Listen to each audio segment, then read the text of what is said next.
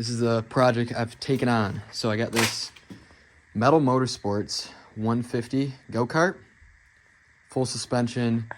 The motor is in working condition, but it's a 150.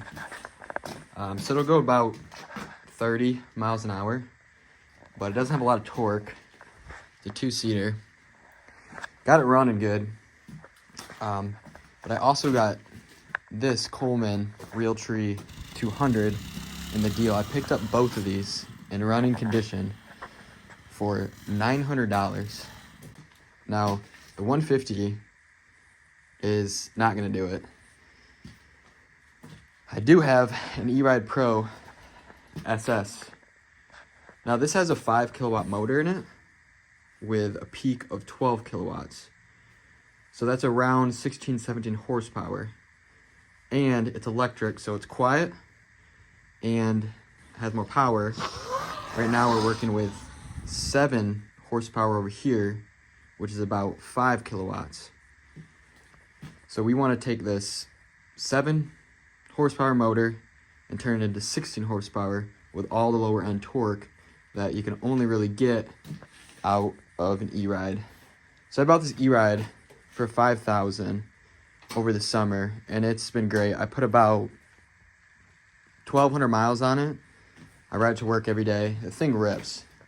It's quiet, so you can drive it around. I live in like a neighborhood area, so you can drive it around neighborhoods, and no one really cares.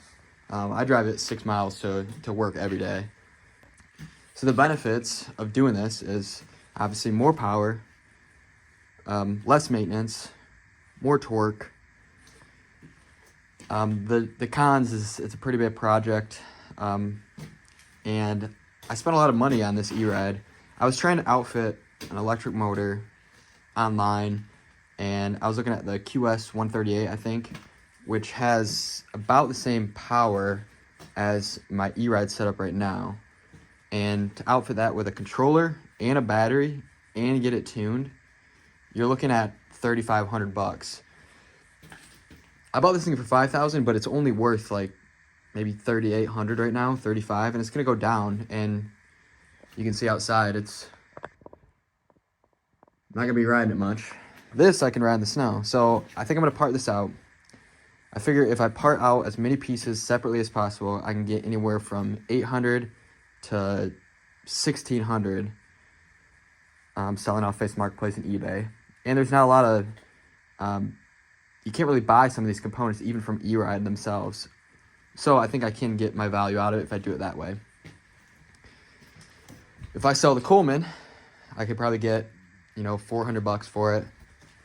I bought this with the Coleman for $900, so I'd probably be into this for $500. I could sell the motor for a couple $100. This would be basically free. Everything works on it, brakes, tires are good.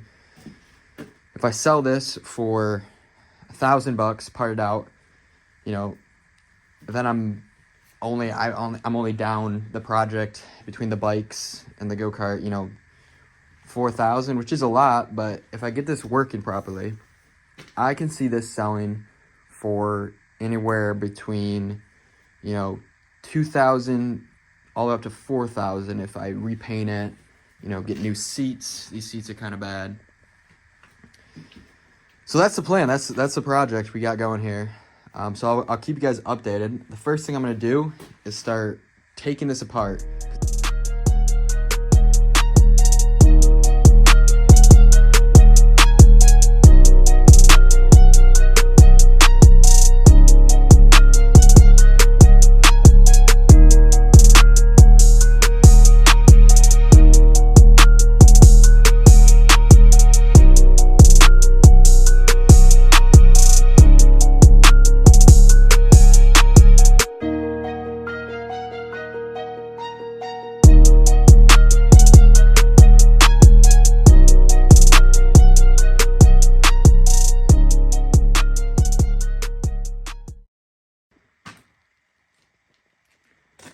Alright, so I got the motor removed. I was going to change out this motor anyways, obviously, for the E-Ride motor conversion. What ended up happening was me and my buddy were ripping this. It was running good. I don't know, every once in a while it would stall out. I don't know what was going on, maybe the carb, but we were ripping it, probably redlining it for like 3 minutes. And I pulled into his yard and I was like, you want to drive? And the spark plug went flying out of the cylinder. Now, when I took a look at the spark plug, here, I'll show you the spark plug. I noticed there was some, I don't know if it's like JB Weld or what, but you can tell it's stripped. So this was definitely something the previous owner dealt with already. And when I picked it up, the JB Weld was hanging on. I could even redline it, but as soon as the motor got warmed up, this thing went flying. Tried to get it in there, but I'm gonna have to rethread it, get a new spark plug, rethread this cylinder, and then hopefully get a couple, maybe $150 out of this. I mean, it's nice. It's got a CVT transmission, reverse gearing. I'll throw in the gas tank. I mean, the ignition's wired up. It'll turn over. It just doesn't have compression. Obviously, without the stripped spark plug. I picked up a titanium Flux 125 at Harbor Freight for $150, and it's my first time welding on my own. This is the setup right here, but it's been going good. Picked up that $45 auto dimming mask as well. The welds aren't looking great, but trying to figure out how to get this motor in here. So the issue with the E-Ride Pro motor is it's about, doing the math with the 19-inch wheels, it gets up to, the fastest I went was 62 miles an hour. So, you know, you got the wheel diameter, which is 19 inches. Then you got, I forget what it is, like a 54 tooth sprocket on the rear wheel. Then it goes to, I don't know what this is, 1350, I think, and then 23. And I looked up online what the gear reduction is on this motor, and E-Ride, I'm not sure what motor this is. It might be their motor. It's similar to QS 138, but those are already, the gearing's already reduced on those. So I figured after some math and some gear reduction formulas, the rear wheel spins at about 1,000 RPMs, and it's about a 10-to-1. So this motor is spinning at about 10,000 RPMs at 60 miles an hour. Now I could throw on, I think the stock E-Ride sprocket is 54 tooth, except we have 22-inch wheels, so that means we need to reduce it even more. If I just threw on a 54 tooth sprocket, I think we'd be going 77 or 80 miles an hour top speed. Now this thing isn't going to go 80, but we're going to lose lower end torque. So ideally, you know, to get this thing to 40 miles an hour with some good low end power, we'd want like a 90, 100 tooth sprocket.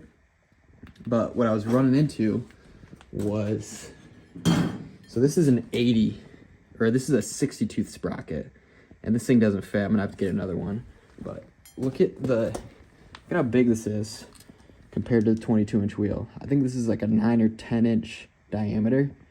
And you know, if this was right next to the wheel, it wouldn't be a big deal, but where this lines up on the axle and I can't change it is right there. So it's right in the middle.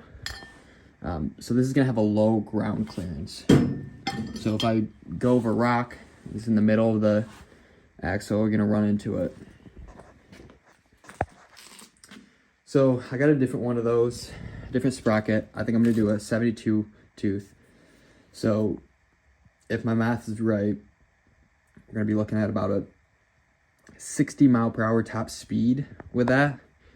Although we're sacrificing the ground clearance, and that thing is so big, it's a 12-inch diameter.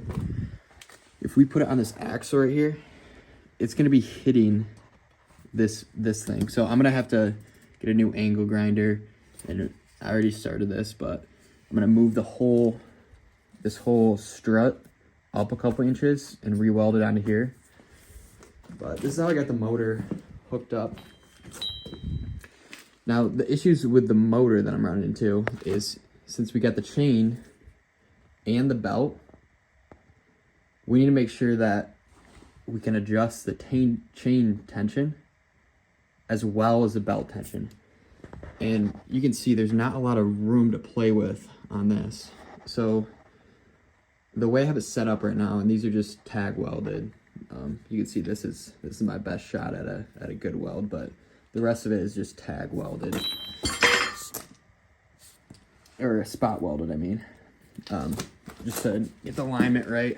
I've already made a couple mistakes, but we need to pivot it up here, and then this is connected to a nut and a bolt, and if you loosen this, it'll push the whole sprocket and belt down, and it will loosen the chain. The issue with that is this motor's fixed to this bracket down here. You can't adjust the belt tension, and you need to be able to adjust the belt tension and the chain tension. So this adjusts the chain tension. I'm thinking right here, if you push this up, let's see, just at the top, so the bottom is still locked in there, but by adjusting the top of it, you'll tighten the belt tension. You see that? And I think I'm gonna do that by fabricating something here to that point to adjust the belt this way and the chain this way.